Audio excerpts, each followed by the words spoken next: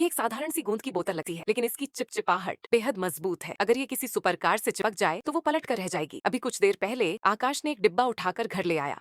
जल्दी से खोलकर देखा और अंदर थी एक बोतल लाल रंग की गोंद। आकाश ने इसे परखने का सोचा। उसने गलियारे में थोड़ा गोंद डाला, फिर अपने कमरे में जाकर गोंद को देखा। इस गोंद पर कोई भी निर्देश नहीं थे। तभी अचानक एक जोरदार चीख सुनाई दी। आकाश चौंक गया। वह तुरंत बाहर दौड़ा तो देखा कि एक मोटरसाइकिल गोंद में चिपक गई थी। उसने अपना फोन निकाला और मोटरसाइकिल की फोटो ली, फिर उसे ऑनलाइन बेच दिया। कुछ ही देर में वो बिक गई। आकाश को लगने लगा वह फिर से जमीन पर गोंद डालता है। कुछ समय बाद एक और जोरदार आवाज सुनाई दी। इस बार एक सुपरकार गोंद में चिपक गई। आकाश फिर से अपने फोन से फोटो खींचता है और उसे ऑनलाइन बेचता है। आकाश अब इस गोंद को खजाना समझने लगा। इस बार जब उसने हाथ धोकर बाहर देखा तो उसकी आंखें फैल गईं।